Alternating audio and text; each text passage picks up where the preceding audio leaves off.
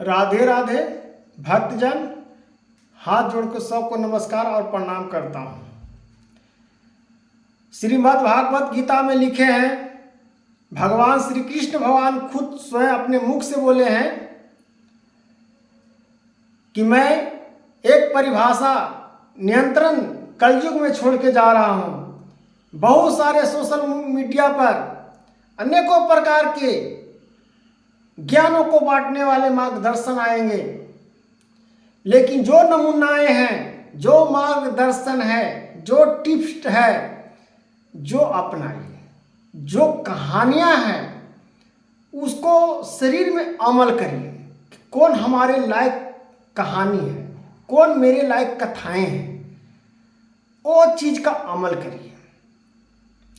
उससे क्या होगा कि मार्गदर्शन का आपका एक प्रेरणा मिलेगा, अब भक्ति का एक जागरूकता मिलेगा, अब मार्गदर्शन पर चलने का महाआकांक्षा उत्पन्न होगा और समाज में चलने का अनुमति मिलेगा। आपको समाज देखेगा तो कहेगा कि नहीं, ये व्यक्ति बहुत अच्छे विचार के हैं। भगवान ने स्वयं आके नहीं कहेंगे कि अच्छे व्यक्ति आप हैं। जितने ही पृथ्वी पर मनुष्य हैं, माताएं हैं, बहनें हैं, नौजवाने हैं, सभी को हम कह रहे हैं, घमंड किस बात का, घमंड किस रूप का, घमंड किस अहंकार का। नहीं मेरा तन है, नहीं मेरा वचन है, सब तो भगवान का है।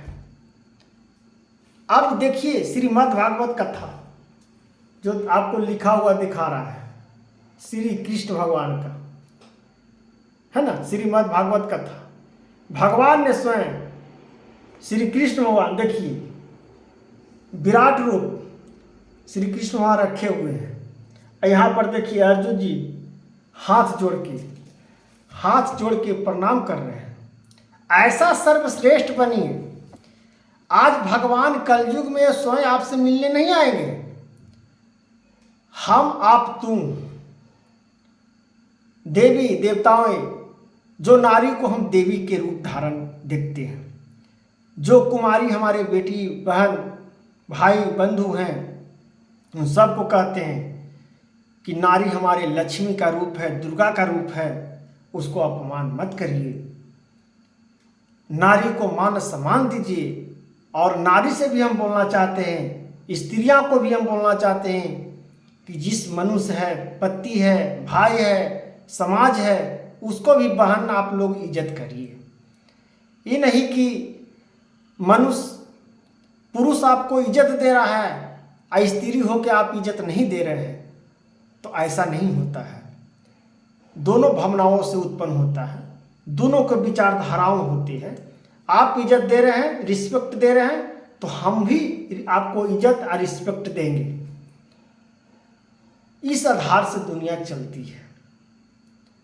और कलयुग की बात तो है कि इसमें और संयम से चलना होगा, बहुत सही दिमाग से चलना होगा, सही रास्ता से चलना होगा, नहीं तो पल पर कठिनाई मिलेगी।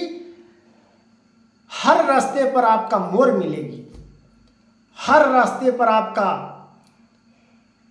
हरण करने वाला मिलेगा, बुरे नज़र से देखने वाला मिलेगा।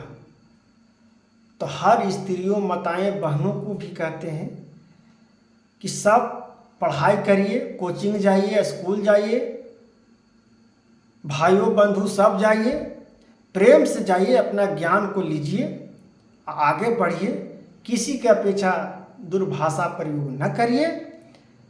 अरे भाई तुम नहीं मिला, वो नहीं मिला, उसे क्या फर्क पड़ेगा। भगवान ने हमको शरीर दिए हैं ना, माता पिता तो दिए हैं ना, जो जन्म दिए वो माता पिता तो हमारा है ना, कम से कम तो हम माता पिता को ही मान के चलेंगे। संसार हमको मत देवे इज्जत, लेकिन माता पिता तो इज्जत हमको दे रहा है ना।